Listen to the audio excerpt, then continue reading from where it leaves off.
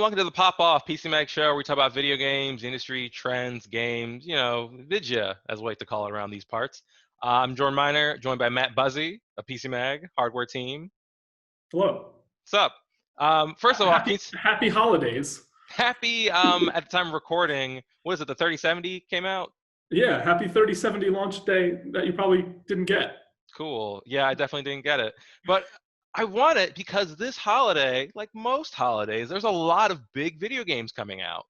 Yes. Some of which may be out already by the time you're watching this, some which may be pushed back even more, Who can depending on say? how trends go. But yeah, just if you're shopping around, if you need a trusted purchase companion for video games, we want to go over some of them and just kind of our thoughts. We haven't played all of them necessarily, but we know a lot about video games. We can kind We of know a fair amount above average amount about video games, I would argue. Yeah, and one video game that you know a lot about, Buzzy, is the Witcher franchise. I do. I am familiar with the Witcher franchise. Yes, and those Polish wizards, among other things, at CD Projekt Red are about to put out their next game, Cyberpunk 2077. I would say it's probably the biggest game coming out this holiday. The most anticipated game of maybe even the last few years across anything that's come out. People have been waiting for this one. Part of that's because it's been in development for so long and it's been shown off at subsequent E3s now for a while. But yeah, it's finally almost here. It's been delayed several times now. Just this week, they delayed it again through December. It was supposed to come out very soon, but it didn't get pushed back that far. We'll still see it before the end of the year, theoretically. Yeah, theoretically. Yeah. There's been kind of this trend too of like big games coming out in January and doing pretty well. So even if it gets pushed, even if it gets pushed back again, that still it could be like a good time frame for it. But it won't be eligible for the Game Awards. It's already not eligible for the Game Awards. Oh, he already said it's not. Yeah, it's like a Smash Ultimate. It was that year. So yeah, so why are people hyped for this? The pedigree of the studio. Keanu Reeves is in it. That's reason enough for me. Yeah, I think The Witcher 3 was so widely received and so well thought of that it's one of my favorite games of all time. That I think sort of applying that to any other setting, world, IP. Yeah, if you like me, like The Witcher, but don't care about, as I call them, elves and shit. The technical term. Yeah, the aesthetics might be up your alley. Yeah, I think the idea of that in another setting, especially, even if you do like fantasy, but in your case, if you don't, applying like such good writing and narrative structure and all these quests, threads and all that stuff to a different setting, a different genre, especially something as appealing as a sci-fi world like Cyberpunk, is just appealing in and of itself. I think you can imagine. I think maybe people's imaginations have hyped this one up to possibly impossible standards. We'll see. It's easy to expect a lot when something was so good, and then now they have all these lessons from The Witcher, and you figure new technology can make it even better, and setting is exciting, and it's like this dream game that maybe we won't hit that bar because that's a pretty high bar to hit, but it should be a very good game. It's been years in the making, so all these things have kind of added up to being the big game of the year. Maybe it'll let us down. Maybe it'll not. Maybe it won't come out this year at all. But I think that it's pretty clear why people have high hopes for this one. Right. They announced it even before Witcher 3 came out, I believe. Right. Like years and years ago. Yeah. Just a little teaser, and obviously we've seen more and more since then. It started with the teaser, then a little quiet for a while. Then there was a non-playable demo, and then the next year there was a playable demo. I believe that's how it went. And so now we're getting full-on trailers and gameplay, like snippets and different looks at features and stuff. So it should be out very soon. And this recent delay was because they want to optimize its performance because it's coming out across so many different consoles that they're trying to make each of them run well. That's the story of a lot of the big games coming out this holiday, because this holiday we're not just seeing new games, but new hardware as well. Xbox Series X and S and PlayStation 5, and yeah, just a lot of cross-gen stuff. Really, like all cross-gen stuff. Yeah, there's not really a ton of just exclusive, next-gen games. But yeah, I think we'd be remiss if we didn't mention, the game's been in development for so long, and recently, some reports of people working very long hours, perhaps longer. Took the words out of my mouth. I was going to say literally. Okay, yeah. I was going to literally say we would be remiss if we did not mention the crunch aspect to it. It's a great word. Having more time to develop the game sounds like they're getting given a break, but in reality, it's 21 more days to crunch on the game a lot. There's been some messaging conflicts, let's call them, about whether the crunch exists or not. It seems like it very much does. And if there's another few more weeks to work on this game, it sounds like they're going to be put into kind of overdrive to make it work well, squash bugs, all this stuff for a day 0 patch, not even a day 1 patch, so that when you get the game before you play it, even once, it's in better condition than the copies they originally sent to gold and finished. Yeah. So keep that in mind. And there's also been some kind of controversy over this, over the ways that like body modification is portrayed, and the sexuality wrapped up in all that. But it wouldn't be video games if you don't have to compromise on your morals at least a little bit to play something fun. Of course. So It's a pastime. speaking of Cyberpunk, a game set in a very bad future that is out right now, and we review it right now, is Watch Dogs Legion. Watch Dogs 3. I get the latest entry in Ubisoft's kind of, it's still a Ubisoft game, but this is the one with like hacking and cyberpunk stuff. First game was not very good. Second game I did not play, but it seemed a lot better. People went to bat for the second one a bit more. Yeah, it was. Yeah, it was not in like this like weird fake Chicago, and it had like interesting characters instead of Aiden Pierce, who's back in this one. Sure. But yeah, Watch Dogs Legion, his whole hook this time is that you are like you can play as anybody. You can kind of recruit all these Londoners who are doing this collective uprising against this futuristic fascist state and all surveillance and whatnot. We have a review up now, and it seems like it's like their most interesting angle on this game, like this franchise at least so far. Even if it's still kind of Ubisoft in a lot of ways. Yeah, I think this concept of like hacking the surveillance state and using technology all around you has always been kind of appealing, but the other games were very kind of basic formula, and like you said, the setting and story were a bit just off. This seems like the best version of that concept, I guess. The body hopping between different people essentially is very cool. Like, play as this old grandma, no one will suspect you. But yeah, people seem to like it. I haven't really played any of them much, so our review, I think we gave it 4 stars. So yeah. And speaking of not running great on old consoles, at least at the time of recording, there's like a game-breaking bug if you play it on Xbox One X. So they're saying hold off on that. And even on PC, it's like a big CPU bottleneck on PC from what I've kind of gathered. Maybe because it just has to simulate so much. Like, has to like all these people have all the different routines and whatnot. So maybe just kind of keeping track of all that is a lot. Complicated game, yeah. Yeah.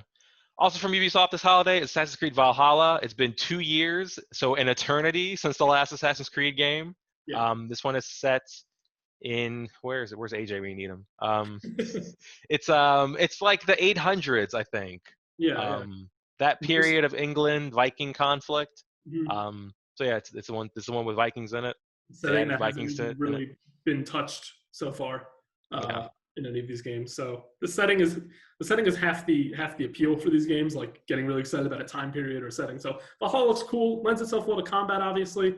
I feel like it lends itself a bit less well to the like Assassin's mystique thing in like ancient Rome that the series kind of started out with. But yeah, I think it looks cool. We'll see it. Another game that had a higher up executive leave.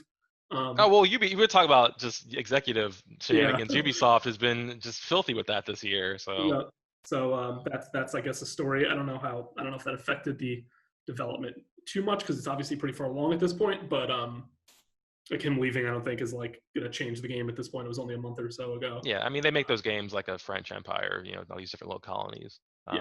So have you played any of these kind of like modern Assassin's Creed? Because this is in that vein. It's a follow up to Odyssey and Origins, where it's very much like a Witcher kind of game, where it's more so like just a kind of sprawling action RPG than the kind of stealth stuff of the earlier games. Yeah, they got away from to different fans' varying enjoyment depending on your opinion. They got away from the sort of more action stealth platforming climbing core of the franchise, and clearly, I mean, to me, I guess I can't prove this necessarily unless you can find some developer quotes talking about it, but clearly got inspired by Witcher 3 in particular, and this open world design, these quests coming back to things, and the quests having a little more to them than they appear, and just a deeper RPG and gear with levels and a progression that's more of that route than it is about the stealth and the action. A lot of people like that Assassin's Creed.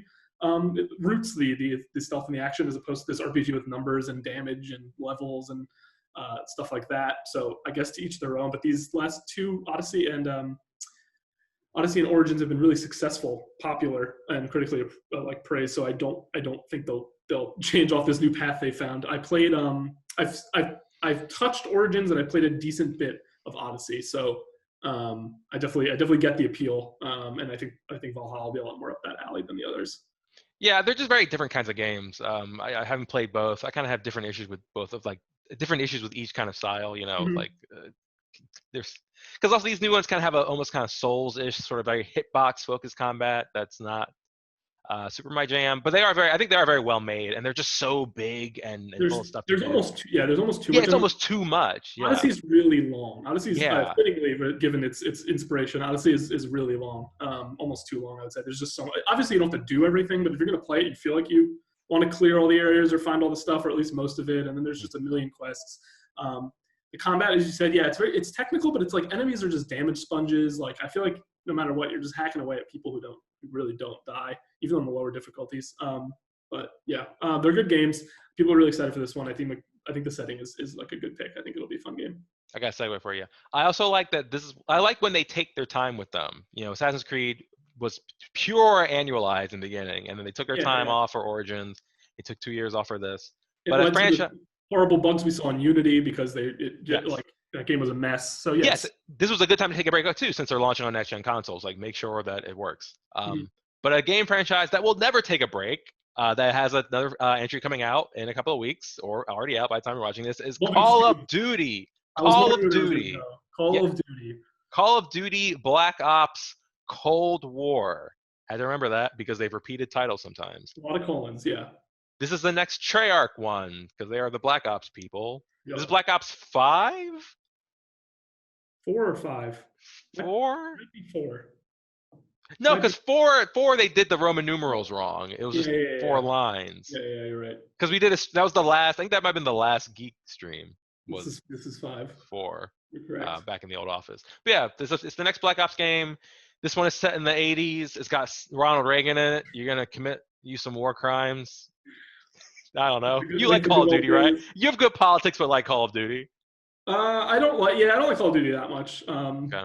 I play maybe a couple campaign missions, and then I'm like, the last one with the Modern Warfare campaign is uncomfortable in some ways, for sure. There's always a I don't know what to call it. There's always a controversy of some kind baked into the campaign, whether it's blaming other countries for the actions of the United States military or whatever it is. A little thing like that. No, there's always a little controversy like that.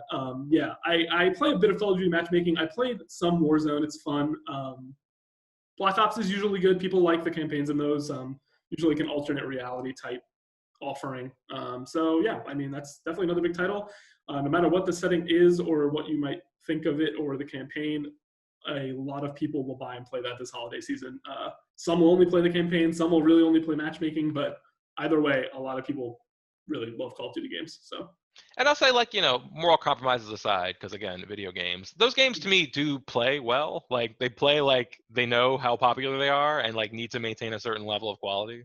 Yeah, they're not just because they do come out so often doesn't mean they're like bad as a product. They're probably worth what you pay every year for them. But yeah, I mean, they're Call of Duty. You certainly know what you're getting at this point. Yeah, and people love the 80s, especially geeks. So, mm-hmm. So what are we kind of missing? We're kind of getting near the end here, but those are 4 of the big ones. Those are some of the big ones. There are some things that are tied only to the new consoles. A little bit of exclusive action. The consoles themselves, obviously, are some big holiday gifts this season. Launching pretty soon, finally.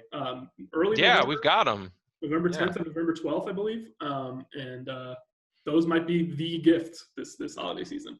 Yeah, more so than any particular game. Mm-hmm. Yeah, and on Xbox at least, your old games will carry over, in some case, get some benefit from the, from the extra power there. I just want to throw a shout out to Fuser. It's not a very big game, but it may end up being one of the best games of the year. It's from Harmonix. It's a game about where you are a DJ and mashing up songs to create all sorts of wonderful little remixes. You remember to Drop Mix? Yes, you remember a game called Drop Mix that we played a lot that no one bought, even though it was one of the best games of the decade. Very similar concept where you were playing different cards to mash up the songs, and they took that same concept and they put it in a video game. So hopefully more people will check it out this time. Yeah, we also got one of your favorite games, Destiny 2, getting another update. There you go. Yes, please talk about this. Like, no joke. Destiny 2 Beyond Light originally was supposed to come out in September, I believe. They also pushed this back a while ago. All right, that's all the time we got today. No. Jordan loves him some Destiny. Yeah, this is the year of delays because of COVID. It's pretty understandable. It's harder to develop games and do people's jobs. Beyond Light is the next big expansion. It's not one of the small DLC or like side expansions that are just like content for that season. This is the new next year of the game will take place in Beyond Light, and that means that new meta, new guns, new quests, new settings, new abilities, new supers, new kind of everything. And then from there, they'll drop new content within that environment across the season. So fans have been waiting for this one for a while. The game has gone not stale. I think this season was a little up and down with Destiny. It's always a complicated game to explain to anybody, but they keep changing their philosophy on how really they're going to roll out this kind of living game as service. And this settled into this rhythm of a different season, and then different content rolls out and then it disappears, and stuff going in and out of the game is something some people don't like because if you're not there, you'll miss it. And then you can't really get to it again unless they decide to bring it back out of the vault. So it has its pros and cons, but Beyond Light hopefully kickstarts the engine again and gets some new life into the game, gives people things to do. I haven't touched it. I played it a good amount this year, but in the last few months, I haven't really touched the game. So I hope Beyond Light gives me a reason to play. Cool. Legitimately cool. They're also making a new Hyrule Warriors. So that's all the time we have today. Those are all some big games coming out. Well, I'm sure we'll have plenty of coverage on PCMag.com. You play on your old consoles, your new consoles, your PC. Remember where you play it. That's something to look forward to this holiday. Matt Buzzy, thanks for joining us. Thanks for having me. Talk to you next time.